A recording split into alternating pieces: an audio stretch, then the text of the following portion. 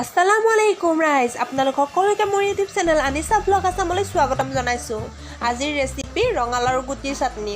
ৰঙালাওৰ গুটিৰ চাটনি যদি খাই পোৱা নাই এবাৰ খাই চাব। ৰঙালাওৰ গুটিৰ চাটনি বনাবলৈ লাগিব নহৰু, জলকীয়া আৰু ৰঙালাওৰ গুটি। ৰঙালাওৰ গুটি মানে ফালি দিয়াৰ পাছত মাজত যিখিনি ওলায় সেইখিনিয়ে। এখন কেৰাহীত ভালদৰে অকণমান তেল দি পেলাই ভালদৰে মজাই নহৰু, জলকীয়া আৰু ৰঙালাওৰ গুটিখিনি অকণমান সিজিবলৈ পানী দিব লাগিব। পানী দিয়াৰ পাছত একেবাৰে শুকানকৈ ভাজি পটাত পিচি পেলাই চাটনি খাব পৰা হ'ব। আহকচোন চাওঁ কেনেদৰে।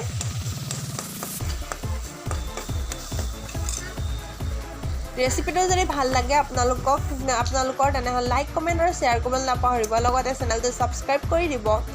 মনত ৰাখিব আনিছা ব্লগ আছাম। টেষ্টি বঢ়িয়া ৰেচিপি পাবলৈ এতিয়াই ছাবস্ক্ৰাইব কৰক। আনিছা ব্লগ আছাম।